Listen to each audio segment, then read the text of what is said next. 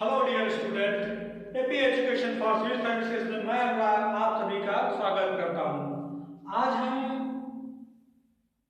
Class 10th के NCERT यानी भूगोल विषय का आज हम शुरुआत करेंगे। ठीक है, कक्षा 10 के लिए। तो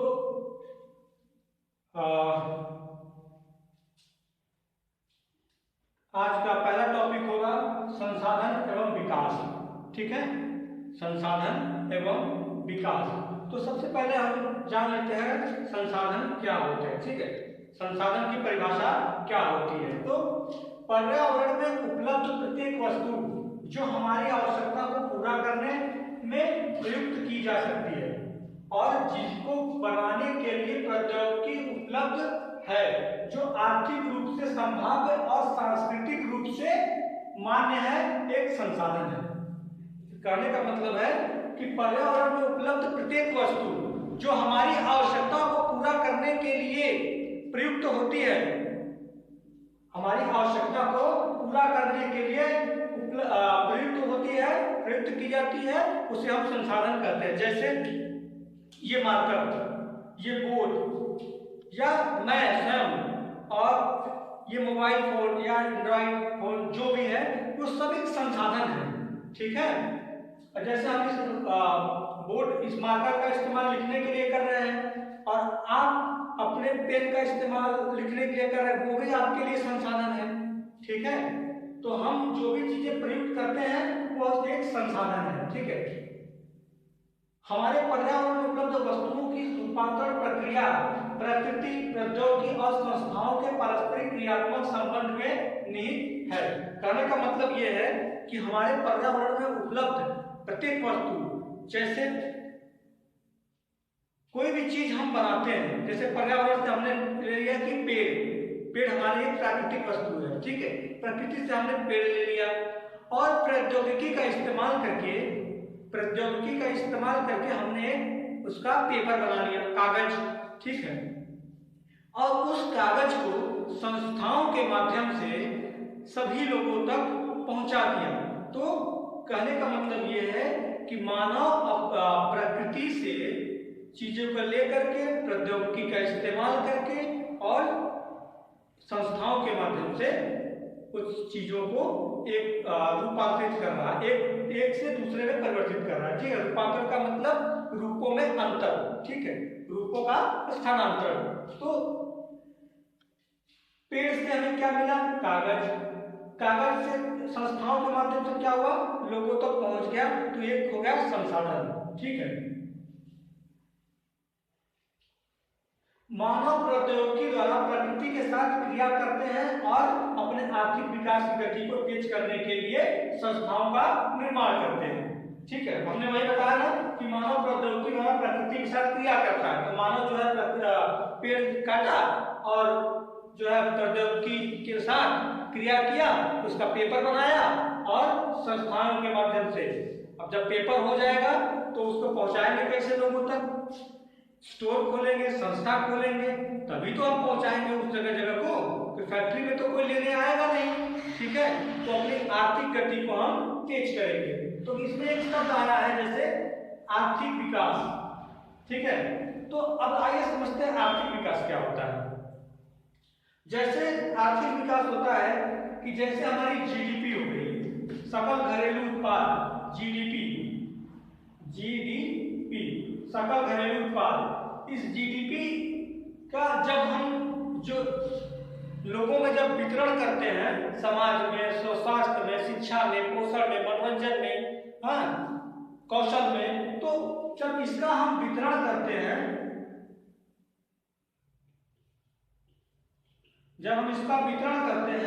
जीडीपी प्लस उसका वितरण, उसे हम कहते हैं आर्थिक विकास।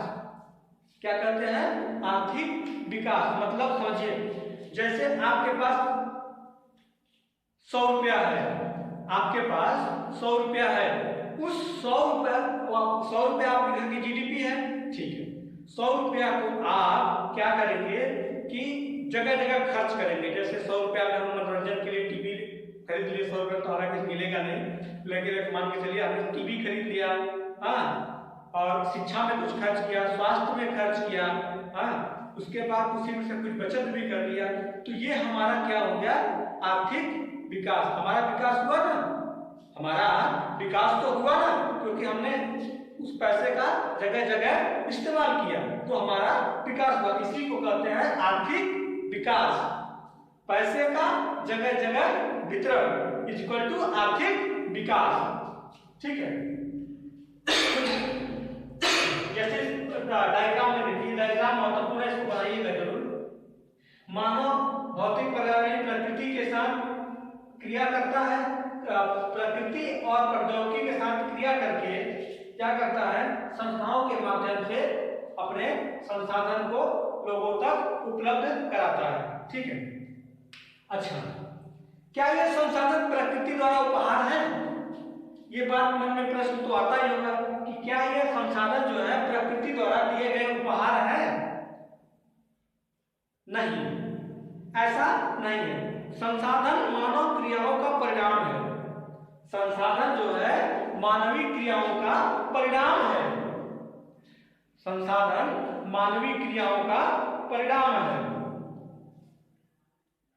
मानव स्वयं संसाधनों का महत्वपूर्ण हिस्सा है। मानव जो है वह भी संसाधनों का महत्वपूर्ण हिस्सा है। जैसे मैं आपको पढ़ा रहा हूं तो मैं भी तो एक संसाधन हो गया। आपको शिक्षा उपलब्ध करा रहा हूं तो मैं भी तो एक संसाधन हो गया। ठीक है, तो मानव भी एक संसाधन है, संसाधन का एक महत्वपूर्ण हिस्सा है। ठीक है, संसाधन का महत्वपूर्ण हिस्सा है। वे पर्यावरण में पाए जाने वाले पदार्थों को संसाधन में परिवर्तित करते हैं। क्या मानव क्या करते हैं कि पर्यावरण में पाए जाने वाले प्रत्येक पदार्थों को संसाधन के रूप में परिवर्तित करते हैं तथा उन्हें प्रयोग करते हैं। परिवर्तित करके, जैसे कि हमने बताया कि कागज से लकड़ी से हमने कागज बनाया, पेड़ से कागज बनाया, कागज को वितरण किया। वितरण करने का मतलब उसका उपयोग ही किया। ठीक है, तो उसका उपयोग किया और उसके बाद अब आप देखेंगे कि इन संसाधनों का वर्गीकरण किया गया है। तो आइए देखते हैं संसाधनों का वर्गीकरण किस प्रकार किया गया है। ठीक है, देखिए, उत्पत्ति के आधार पर वितरण किया। उत्पत्ति के आधार पर दो भागों में बांटा गया, जैव और अजैव। जैव का मतलब वे सभी जीवित पदार्थ जैसे जंतु, वनस्पति, मानव, ये सब जैव पदार्थ में आ जाएंगे। अजैव में क्या होगा, जैसे लकड़ी हो गया, सूखी हुई लकड़ी, कोयला, धातु, पेट्रोलियम, ये सब चीजें आ जाएंगी अजैव। ठीक है, ये आ जाएंगी अजैव संसाधनों में। और समाप्यता के आधार पर, समाप्यता का मतलब जो समाप्त हो सके, जो समाप्त हो सके, जो समाप्त ना हो सके। ठीक है, तो समाप्यता के आधार पर नवीकरणीय योग्य और अनवीकरणीय योग्य। ठीक है, नवीकरणीय योग्य वो चीजें होती हैं जैसे कि जिसको हम पुनः काम में ला सके। नवीकरणीय योग्य संसाधन वो संसाधन होते हैं जिन्हें हम दोबारा काम में ला सके, और अनवीकरणीय योग्य बस उसका उल्टा, जिसे हम दोबारा काम में नहीं ला सकते। जैसे प्राकृतिक गैस, खाना बनाने वाली गैस एक बार खत्म हो जाती है तो दोबारा वापस आती नहीं। ठीक है, पेट्रोलियम जो एक बार समाप्त हो जाता है तो दोबारा आते नहीं। ठीक है, डीजल, पेट्रोल, ये सब चीजें अनवीकरणीय योग्य है। नवीकरणीय योग्य कौन सा है, जैसे जिसको कि हम मिट्टी हो गई, ऐसी चीजें जो हम उसका दोबारा उपयोग कर सके। ठीक है, और स्वामित्व के आधार पर व्यक्तिगत हो गया, सामुदायिक हो गया, राष्ट्रीय और अंतरराष्ट्रीय। कुछ संसाधन व्यक्तिगत होते हैं तो कुछ सामुदायिक होते हैं। कुछ चीजें लोगों के साथ शेयर की जाती है, सामुदायिक सब चीज होती है, सामुदायिक स्वास्थ्य केंद्र, सामुदायिक सारी चीजें होती है ना। तो और राष्ट्रीय और अंतरराष्ट्रीय होती है। भाई स्वामी तो सबका होता है। कोई विकास के आधार पर संभावित, विकसित, भंडार और संचित कोष। ठीक है, ये चीजें होती हैं। ठीक है, मिला जुला के कहने का मतलब ये है कि पर्यावरण में पाए जाने वाले प्रत्येक वस्तु, पर्यावरण में एक बात का ध्यान रखिए कि सीधे सीधे अगर हम बात करें तो हमारे पर्यावरण में उपलब्ध प्रत्येक वस्तु जो हमारी आवश्यकताओं को पूरा करता हो, आर्थिक रूप से संभाव्य हो और सांस्कृतिक रूप से मान्य हो, संसाधन कहलाते हैं एक बात। और दूसरी कि मानव प्रौद्योगिकी के माध्यम से और संस्थाओं के माध्यम से पर्यावरण में उपलब्ध वस्तुओं की एक रूप से दूसरे रूप में स्थानांतरित करके संस्थाओं के माध्यम से लोगों तक पहुंचा देता है, तो वो क्या हो जाता है, आर्थिक विकास। सीधे सीधे समझिए, यानी कि हमने बताया उदाहरण देकर के कि जीडीपी प्लस उसका वितरण इज इक्वल टू आर्थिक विकास। ठीक है, ये बात कहा गया है। कुछ कहा है इसमें कि उत्पत्ति के आधार पे और समाप्यता के आधार पर, स्वामित्व के आधार पर और विकास के स्तर के आधार पर। ठीक है, और ये तो डायग्राम बन गया। ठीक है, अब आइए देखते हैं आगे, जान लेते हैं कुछ संसाधनों के बारे में, एक डायग्राम और बनाते हैं। आइए थोड़ी इसकी संरचना पर बातें कर लेते हैं।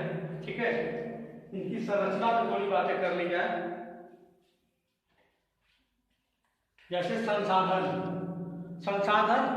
दो प्रकार के होते हैं, एक तो प्राकृतिक संसाधन होता है और दूसरा मानवीय संसाधन होता है। प्राकृतिक संसाधन वह होते हैं जो प्रकृति द्वारा मिलते हैं और मानवीय संसाधन वह होते हैं जो मनुष्य अपने द्वारा बनाता है। ठीक है, मनुष्य अपनी आवश्यकताओं को पूरा करने के लिए बनाता है, उसे कहते हैं हम मानवीय संसाधन। ठीक है, प्राकृतिक संसाधन दो तरह के होते हैं, नवीकरणीय और नवीकरणीय।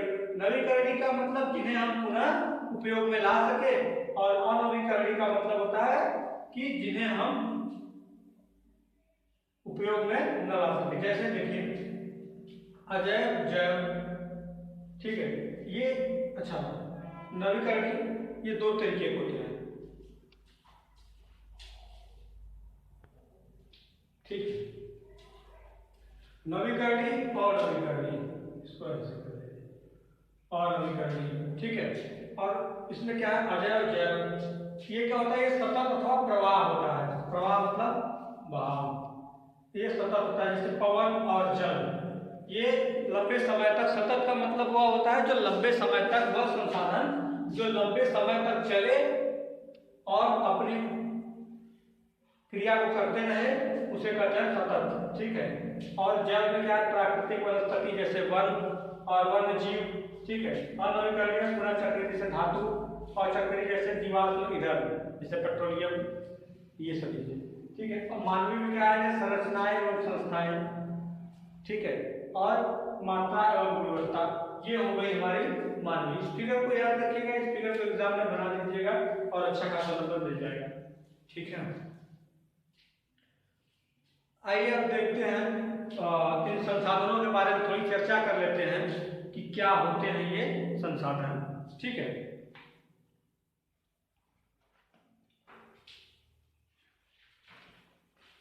तो संसाधनों के प्रकार, अभी इसके पहले हमने बताया था उत्पत्ति के आधार पर। ठीक है, उत्पत्ति के आधार पर संसाधनों को हमने बताया था उत्पत्ति के आधार पर। ठीक है, उत्पत्ति के आधार पर हमने संसाधनों को दो तरह का बताया था, जैव संसाधन और अजैव संसाधन।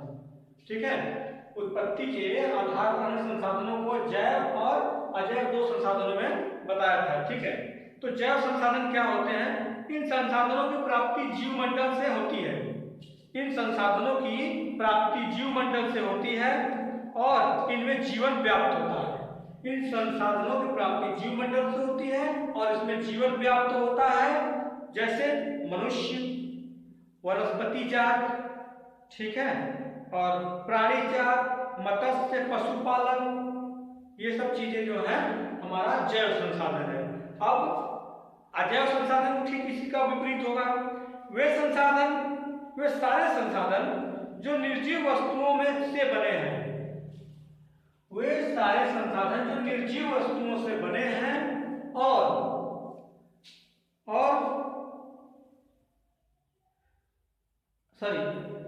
वे सारे संसाधन जो निर्जीव वस्तुओं से बने हैं, वे सारे संसाधन जो निर्जीव वस्तुओं से बने हैं अजैव संसाधन कहलाते हैं। ठीक है, जैसे चट्टाने, धातुएं, चट्टान और धातु जो है अजैव संसाधन है। ठीक है, और उसके बाद समाप्यता के आधार पर दो हम देखेंगे, नवीकरणीय और अनवीकरणीय। वे संसाधन, नवीकरणीय देख लेते हैं क्या होता है। वे संसाधन जो भौतिक, रासायनिक या यांत्रिक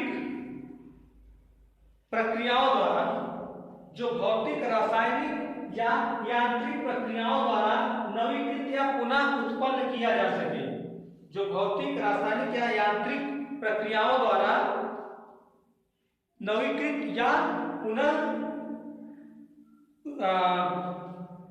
क्या कहते हैं उसको, पुनः उत्पन्न किया जा सके, वो क्या होते हैं, नवीकरणीय। ठीक है,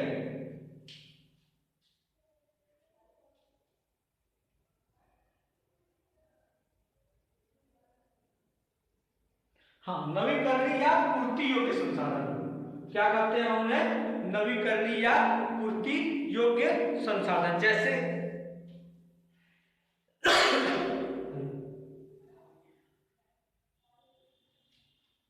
जैसे सौर ऊर्जा, पवन ऊर्जा, जल, वायु, ये सब क्या है, नवीकरणीय है।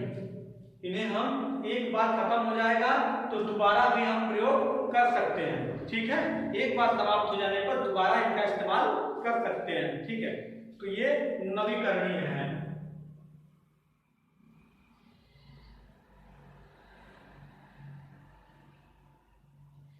ये संसाधन जो है सतत अथवा प्रवाह संसाधन में विभक्त किया गया है। इन्हें सतत अथवा प्रवाह संसाधन भी कहते हैं। ठीक है, नवीकरणीय योग्य संसाधन को सतत एवं प्रवाह कहते हैं, जैसा कि यहाँ फिगर में बनाया गया है। अब आइए देखते हैं अनवीकरणीय योग्य संसाधन। अनवीकरणीय योग्य संसाधन क्या होते हैं कि इन संसाधनों का विकास लंबे भूवैज्ञानिक अंतराल में होता है। इन संसाधनों का विकास लंबे भूवैज्ञानिक अंतराल में होता है, मतलब कि लंबे समय में होता है। ठीक है, क्यों कह लीजिए तो